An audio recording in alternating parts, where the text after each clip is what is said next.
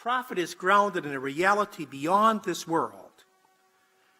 Jesus as a paradigm as perceived in Luke's gospel. I want to say something about Jesus in Luke's gospel. Luke's gospel is an interesting gospel. Today we celebrate the feast of St. Matthew. Matthew sets his gospel up very differently. But Luke sets up his gospel this way, that Jesus comes and they notice something special in Jesus, that they sense that Jesus is grounded in something, and then he can do things they can't do. And they're not talking about miracles. Jesus can forgive an enemy. Jesus can turn the other cheek. Jesus can, meet bitterness with graciousness and so on. And normally we can't do this because our whole instinctual way we act just goes against it. So they sense that Jesus was grounded in something outside of this world. And that Luke attributes to his prayer. So Luke's gospel is the preeminent gospel of prayer. In Luke's gospel, Jesus is shown to pray more often than all the other gospels put together. Okay? So, and it's also interesting, in Luke's gospel, it's the only gospel where the disciples asked Jesus to teach them how to pray. Remember, Jesus teaches the Our Father, the Lord's Prayer, in other gospels, but there he has to volunteer the lesson. He has to say, sit down and teach you how to pray.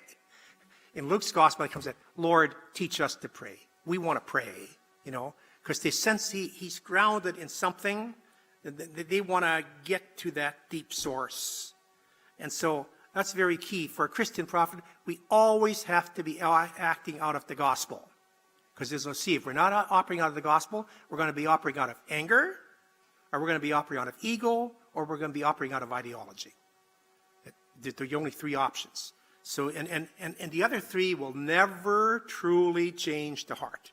Even though they might make political change. Like the Black Panther says, we can change a political structure with violence. You can, sometimes, but you don't change any hearts. Then you just replace one kind of injustice with another kind of injustice.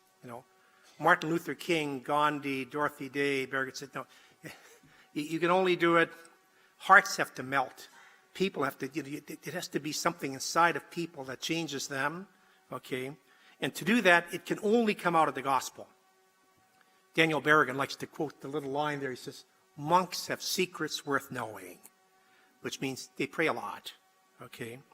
And he says, also, if your prophetic stance doesn't save the world, he said, it'll at least save your own integrity and oftentimes your sanity. He's going to come back on that. He says, when you're doing prophetic act, it's not so important even that you succeed. You do good because it's good. You speak justice because it's just.